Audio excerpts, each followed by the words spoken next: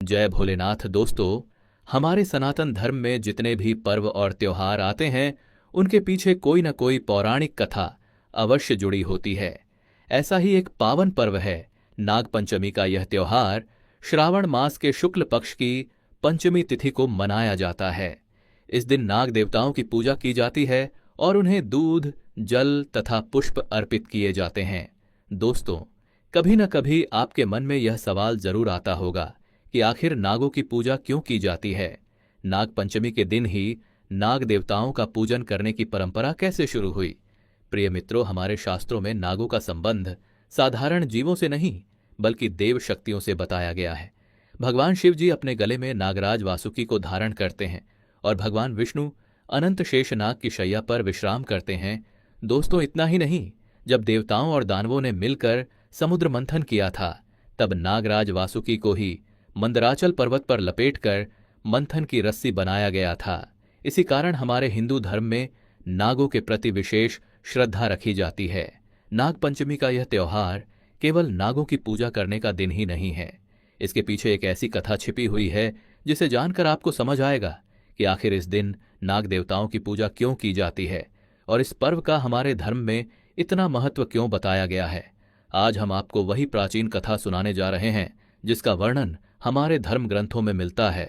तो आइए मित्रों, बिना देर किए उस पवित्र कथा की ओर चलते हैं और जानते हैं कि आखिर नाग पंचमी मनाने की यह परंपरा कैसे शुरू हुई। दोस्तों, बहुत समय पहले की बात है।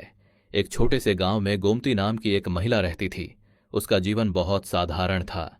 वह रोज सुबह उठकर अपने घर का काम निपटाती और फिर आसपास के गांवों में अपनी बेटी गौरी के साथ दूध बेचने चली जाती। गौरी बचपन से ही बहुत शांत और समझदार थी। अपनी मां की हर बात मानती और घर के छोटे बड़े कामों में उसका हाथ बंटाती थी। गोमती की एक अनोखी आदत थी। वह प्रतिदिन सुबह जब दूध निकालती तो उसका कुछ हिस्सा अलग रख देती।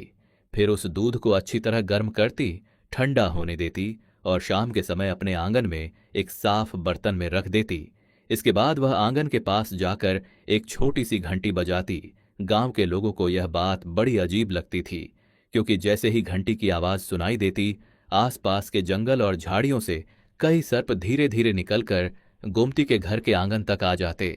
गोमती उन्हें देखकर डरती नहीं थी। वह श्रद्धा से उनके सामने दूध का कटोरा रख देती और जब सर्प दूध पी लेते तो वह उन्हें हाथ जोड़कर प्रणाम करती। एक दिन गौरी ने अपनी मां से पूछा, मां, आपको इन सांपों से बिल्कुल डर नहीं लगता? अपनी बेटी की यह बात सुनकर गोमती मुस्कुराई और बोली, बेटी, डर कैसा? ये कोई साधारण सर्प नहीं है। इन्हें अपने परिवार का हिस्सा समझकर ही इनके लिए दूध रखती हूं।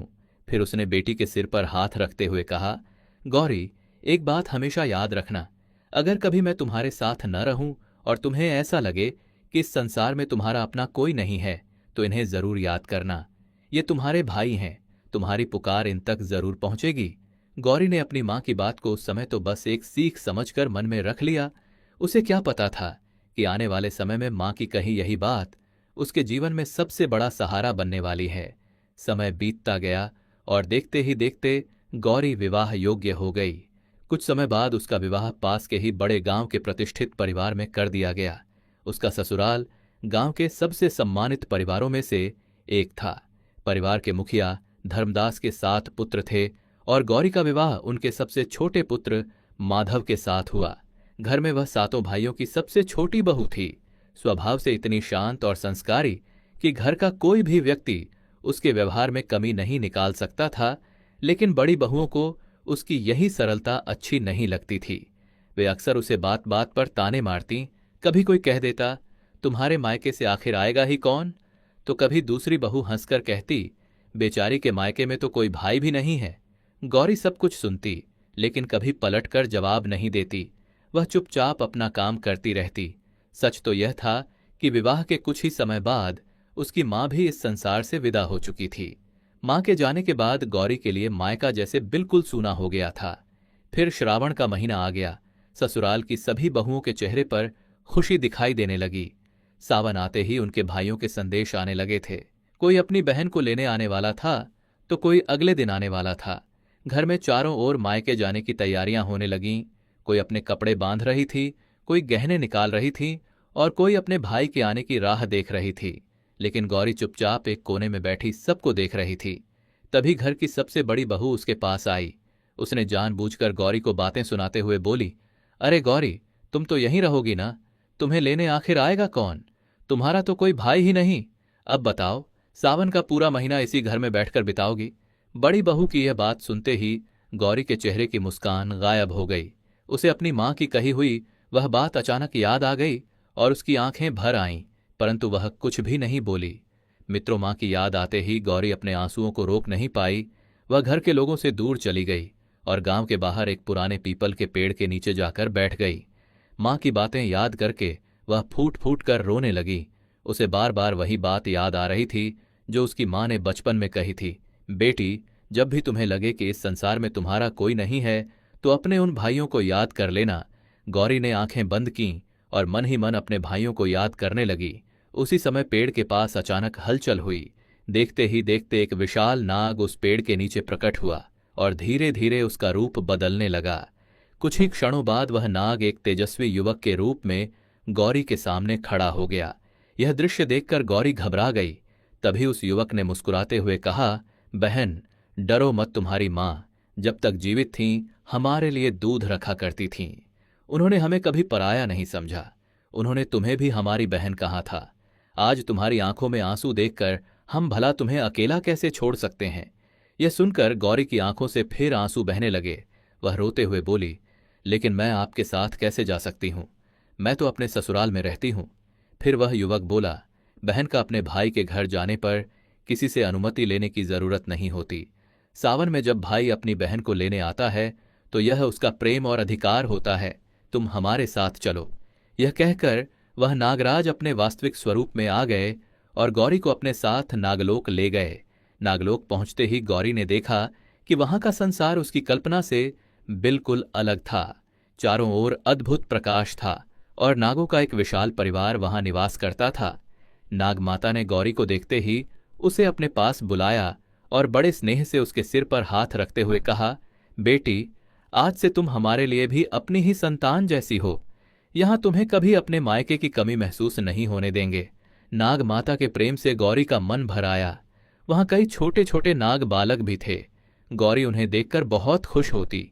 रोज उनके लिए दूध तैयार करती और अच्छी तरह ठंडा करने के बाद उन्हें अपने हाथों से पिलाती। इस तरह कुछ दिन बहुत प्रेम और आनंद से बीत गए। लेकिन एक दिन अनजाने में गौरी से ऐसी गलती हो गई जिसका उसे जरा भी अंदाजा नहीं था। एक दिन गौरी ने दूध गर्म करने के बाद सोचा कि अब वह ठंडा हो चुका होगा। बिना ठीक से देखे उसने छोटे नागों को दूध पीने के लिए बुला लिया। जैसे ही उन छोटे नागों ने दूध पीना शुरू किया, उन्हें तेज जलन होने लगी और उनके मुंह जल गए। सारे छोटे नाग दर्द से तड़प उठे और गौरी को ही इसका कारण समझने लगे। उनके मन में क्रोध भर गया। तभी एक ने गुस्से में कहा, हमने इसे अपनी बहन समझा और इसने हमारे साथ ऐसा किया। फिर दूसरा बोला, इससे अपनी पीड़ा का बदला जरूर लिया जाएगा। गौरी यह देखकर घबरा गई। वह हाथ जोड़कर अपनी गलती के लिए क्षमा मांगने लगी। तभी नाग माता वहां पहुंची। उन्होंने सभी नागों को शांत किया और समझाया, यह तुम्हारी बहन है, इससे यह भूल जानबूझकर नहीं हुई। जिस तरह तुमसे गलती हो सकती है उसी तरह इससे भी अनजाने में गलती हो गई। अपनी बहन को क्षमा कर दो। नाग माता की बात सुनकर सभी शांत हो गए और गौरी को क्षमा कर दिया। कुछ समय बाद शेषनाग स्वयं गौरी को उसके ससुराल छोड़ने आए। जाते समय उन्होंने कहा, बहन, चिंता मत करना, सावन आएगा तो हम तुम्हें फिर लेने आएंगे। गौरी ने अपने भाइयों को प्रणाम किया और अपने ससुराल लौट आई। समय बीतता गया।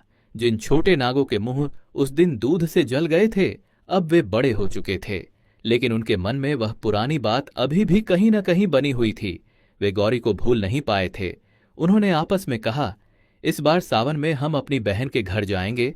अब उसे अपने भाइयों का प्रेम भी दिखाएंगे और उससे पुराने दर्द का हिसाब भी लेंगे।